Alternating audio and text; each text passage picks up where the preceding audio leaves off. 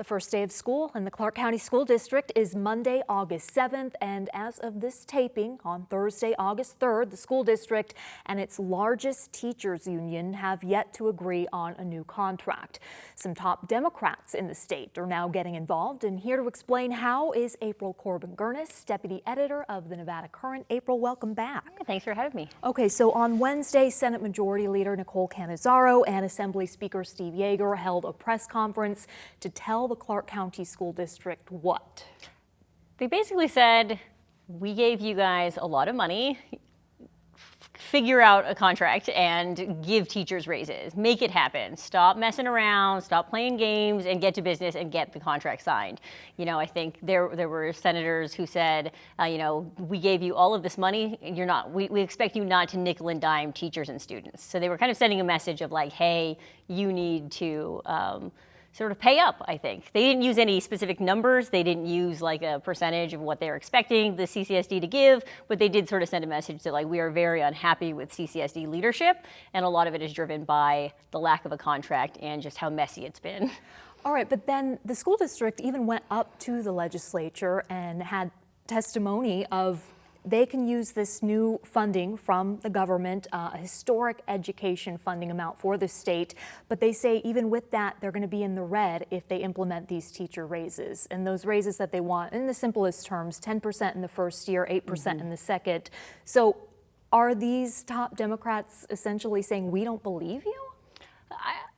They haven't quite gone that far, but it's very much hinting at that. It's very much saying like, you need to make it happen and we expect this to happen. So they are kind of saying that. The issue is that a lot of the debate focuses on this $250 million matching fund that the legislature created for districts. And it said like, we will give you this money if you match that money and give it for teachers.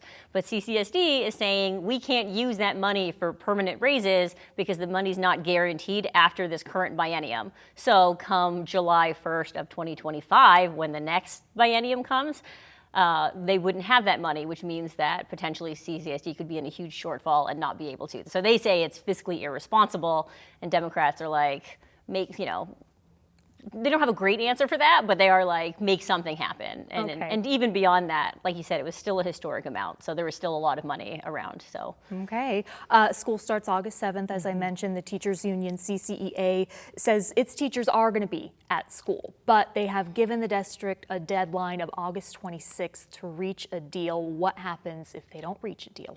So CCA has an all-members meeting on the 26th of August, and that's when they're going to decide what actions to take next if a contract isn't signed. So we know that CCSD and CCEA, their next negotiating dates are August 17th and 18th. So ideally, we have a contract by then and everything is settled and nobody has to worry. But come August 26th, that's when CCA is promising to take work actions. And work actions, what on earth does that mean? Yeah, so CCSD is claiming that CCSD is low-key threatening to strike. They are not using that language because it's illegal for them to go on strike, but there's other kinds of work actions that you might see. Rather than a strike where everybody doesn't go and like has picket lines outside the door, other school districts across the country, when they've had these kind of things, have had sick outs where a bunch of teachers call in sick. They just take a personal day for themselves to be like, I need a break. Okay. And so you could see something like that, which can shut down a school if there's enough teachers, which, you know, CCSD is arguing that would be a strike. But there's also other things. You could also see CCA members in mass saying we refuse to work any 1 minute over our contract time. So they have 7 hours and 11 minutes per day that they're on contract time.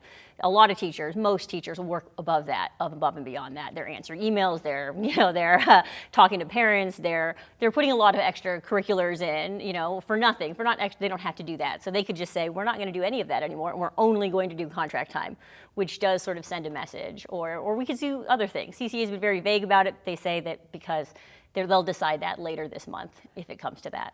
It's interesting that the union is not allowed to strike. You said that's part of state law? Yeah, it goes back to like the 1960s, which is before my time, but I'm not sure what particular strike led to that or the details, but it was put into law that instead that they're not allowed to strike, but instead they have to negotiate in good faith, and they have to have a certain number of days or time for negotiating days. And then if they are still at an impasse at that point, then they go into arbitration, where there'll be outsiders come in and decide who's right and what kind of money they should get. And that's happened as recently as, I think, 2011. Okay, so there is some precedent for that. Yeah. So the school district is suing the teachers union, trying to prevent them from striking. What has the teachers union response been? The teachers union has basically said, they kind of haven't tried to directly respond to that. They've kind of said, we didn't call it a strike. We're not calling it a strike. We haven't committed to anything. We've committed to doing something on August 26th that we'll determine. But there's a lot of things they could do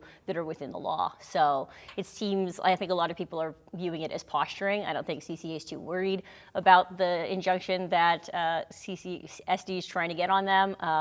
But we'll see. There's a lot of this is in public for show, and I think we're seeing that. Yeah. Well, and that was part of the reason why the Clark County School District sued the teachers union, was because of some of what the union had said to the media. Yeah. So they said, obviously, because the executive director of CCEA goes up there and says, if we don't have a contract by August 26th, we're going to take work actions. And every journalist is like, do you mean a strike? Or like, what is that? They're asking for details, and they don't necessarily give straight answers because they're vague, because they're like, oh, well, we don't know yet. It could mean a lot of things. But obviously, people's minds are going to go straight to strike. And obviously, people are thinking that. So I think CCSD is trying to get in front of that. CCEA is saying, well, give us a contract and we can avoid it. Yeah. So we'll see. Well, it's a scary thought to think It of is. classrooms without teachers. Also a scary thought for you if you do not tell your in-laws that you are going to be on Nevada Week. I understand they get upset when you don't tell them you're going to be on TV. They do. I get angry phone calls. My husband gets angry phone calls. They're very mad. They're big fans, but they always like to know when I'm on. All right, well, you better tell them. April Corbin Girnus with the Nevada Current, thank you for your time. Thanks.